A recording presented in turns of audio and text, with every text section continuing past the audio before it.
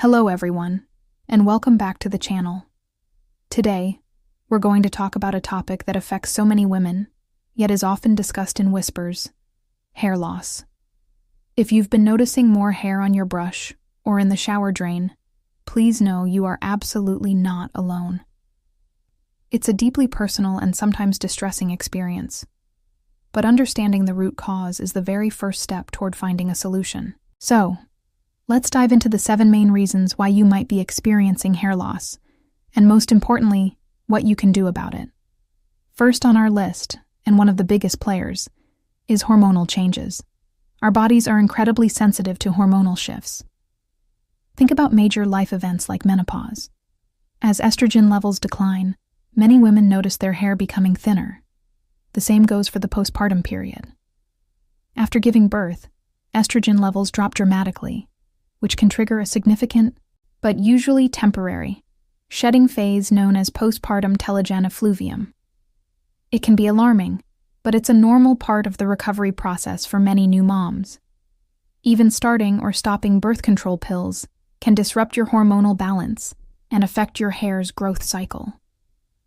Conditions like polycystic ovary syndrome, or PCOS, which involve hormonal imbalances, are also a common cause of hair thinning in women. The key takeaway here is that these hormonal fluctuations can disrupt the natural cycle of hair growth, sometimes causing temporary shedding, and other times, more continuous loss. Next, let's talk about stress and anxiety. I think we can all agree that modern life can be incredibly stressful. When you're under significant emotional or physical stress, whether it's from a demanding job, a personal crisis, or even a major surgery, your body can react in surprising ways. One of these reactions is a condition called telogen effluvium. In simple terms, a sudden shock or prolonged stress can push a large number of your hair follicles into the resting, or telogen phase all at once. A few months later, all of that hair sheds simultaneously. It can be really frightening to see so much hair falling out. But the good news is that in most cases, once the source of stress is managed and your body recalibrates, your hair will start to grow back. This highlights the powerful connection between our mental well-being and our physical health, right down to our hair. Now for a factor that's completely out of our control: genetics. You've probably heard of male pattern baldness, but there's a female equivalent called androgenetic alopecia, or female pattern hair loss. This is hereditary, meaning it runs in families. If your mother, grandmother, or aunts experienced hair thinning, you might be predisposed to it as well. For women, this condition typically presents differently than it does for men. Instead of a receding hairline, you might notice a gradual widening of your part or diffuse thinning all over the top of your head. It's a progressive condition caused by a genetic sensitivity to hormones called androgens, which causes hair follicles to shrink over time, producing finer and shorter hairs until they eventually stop growing altogether. While it's genetic, it doesn't mean you're helpless. There are many treatments available today that can help slow the progression and even stimulate new growth. Let's move on to something we have a lot more control over: our diet. What you eat directly impacts the health of your hair. Your hair follicles are like tiny factories that need a constant supply of fuel and raw materials to produce strong, healthy hair. If your diet is lacking in key nutrients, your body will prioritize sending those nutrients to vital organs, and your hair will be one of the first things to suffer. Iron deficiency is a huge culprit, especially for women who have heavy periods. Low iron can lead to anemia, and hair loss is a very common symptom. Other crucial nutrients include zinc, which plays a role in hair tissue growth and repair, and biotin, which is essential for producing keratin, the protein that makes up your hair. Speaking of protein, if you're not getting enough in your diet, your body may ration it by shutting down hair growth. So, a balanced diet rich in vitamins, minerals, and protein isn't just good for your body. It's fundamental for beautiful, healthy hair. Another important factor to consider is medication. While medications are prescribed to help us, some can have the unintended side effect of causing hair loss. It's a known potential side effect for a wide range of drugs.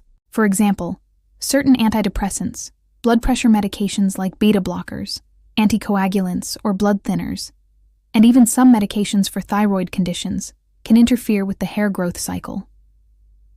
If you've recently started a new medication and noticed an increase in shedding a few weeks or months later, it's worth having a conversation with your doctor. Never stop taking a prescribed medication on your own, but your doctor might be able to suggest an alternative with fewer side effects or adjust your dosage. It's all about weighing the benefits of the medication against its side effects and finding the best path forward for your overall health. We also need to look at the health of our scalp. Think of your scalp as the garden where your hair grows. If the soil isn't healthy, the plants won't thrive. It's the same with your hair. Scalp conditions can directly impede hair growth and cause loss. Things like fungal infections, severe dandruff, also known as seborrheic dermatitis, or inflammatory skin conditions like psoriasis, can create an unhealthy environment for your hair follicles. The inflammation, itching, and flaking associated with these conditions can damage the follicles and lead to shedding. In many cases, treating the underlying scalp issue is the key to stopping the hair loss and allowing your hair to grow back. If you're experiencing persistent itching, redness, or flaking along with hair loss, it is a very good idea to see a dermatologist to get an accurate diagnosis and a proper treatment plan for your scalp. Finally, let's talk about the natural process of aging. It's a universal truth that as we get older, our bodies change, and our hair is no exception. Over time, our hair follicles can begin to shrink, producing finer, shorter strands. The rate of hair growth also slows down. Furthermore, the production of collagen and keratin, the essential building blocks of our hair, naturally decreases with age. This combination of factors leads to hair that is not only thinner in density, but also more brittle and prone to breakage. While we can't stop the clock, we can support our hair through the aging process. Gentle hair care practices, a nutrient-rich diet, and targeted treatments can all help maintain the health and strength of your hair for as long as possible, helping it look its best at any age. So, to recap this complex issue, female hair loss can be triggered by a wide array of factors, from hormonal shifts and stress to our genetics and diet. It can also be a side effect of medication, a sign of a scalp problem, or simply a natural part of the aging process.